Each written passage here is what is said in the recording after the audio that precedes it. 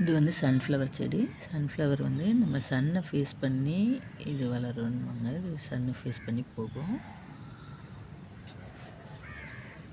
பாருங்கள், பூவும் அழகாக இருக்குது பார்க்குறதுக்கு. இதுலேருந்து தான், இந்த விதைகள்லேருந்து தான் சன்ஃப்ளவர் ஆயிலெலாம் எடுப்பாங்க.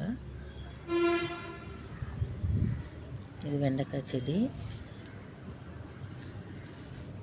புதினா இது நம்ம வீட்டுக்கு தேவையான இதை எடுத்துக்கலாம். இதில் புதினா,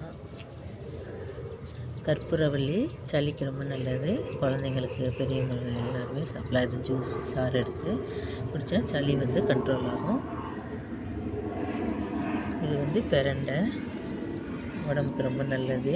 இது கட் பண்ணும்போது கொஞ்சம் கையெல்லாம் அரிக்கும், அதனால் பார்த்து செய்யணும். எண்ணெயெல்லாம் தடவிட்டு செய்யணும். இது வந்து சீமை பொன்னாங்கண்ணி, சிகப்பு பொன்னாங்கண்ணி. இது ரொம்ப சத்தானது. இந்த பொன்னாங்கண்ணி கீரையை நம்ம சமைச்சிட்டு இந்த காம்பை மட்டும் நட்டு வச்சாலுமே போதும், நல்லா வளர்ந்துடும். நம்ம வீட்டுக்கு தேவையான கீரையை நம்ம வீட்டிலேருந்து எடுத்துக்கலாம். இது வந்து காராமணி செடி. காராமணியும் நல்லா காய்க்க ஆரம்பிக்குது. இந்த பூவெலாம் வந்திருக்கு பாருங்கள். காராமணி பூ பாருங்கள் எப்படி இருக்குன்ட்டு.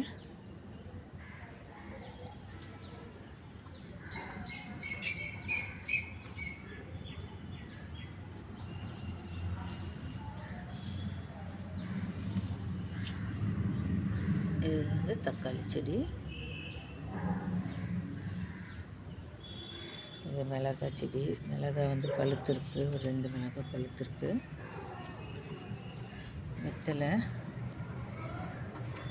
வெத்தலை வந்து கொஞ்சம் வைக்கும்போது நிழல் பாங்கான இடத்துல வைக்கணும், அப்போ தான் நல்லா கொஞ்சம் செழிப்பாக வளரும்.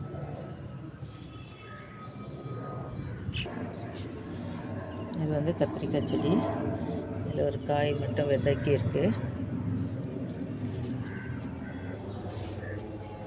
கற்றாழை. இது வந்து நம்ம தலைமுடிக்கெலாம் போடலாம், இதை சாப்பிட்லாம். இது ரொம்ப நல்லது கற்றாழை. துளசி செடி. இது வந்து நித்தியமல்லி. இது வந்து டெய்லி பூக்கக்கூடியதுனால இதுக்கு நித்தியமல்லின்னே பேர்.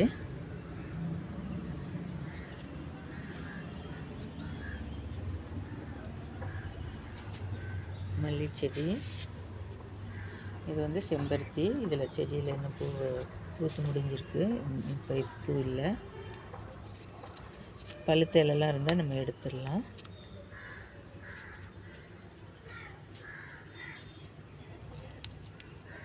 இதில் வந்து கொஞ்சம் வெள்ளைப்பூச்சி விழும், அதை கொஞ்சம் அப்பப்போ பார்த்து நம்ம க்ளீன் பண்ணிடணும்.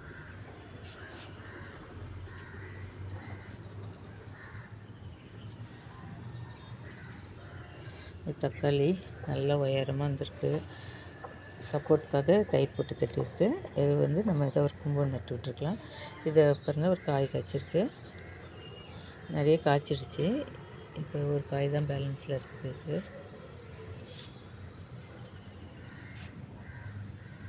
புதினா, தக்காளி செடி கீழே புதினா வளருது, நல்லா செழிப்பாக வளருது.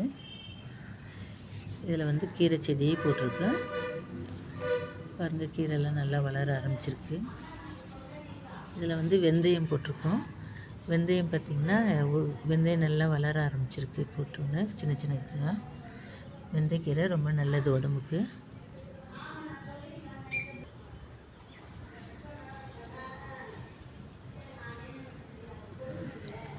ரோஸ் பாருங்கள், ரொம்ப அழகாக இருக்குது.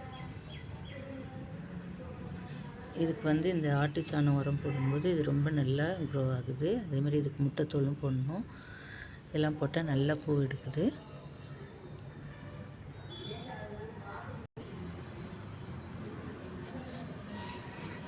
கீரை தான் இது.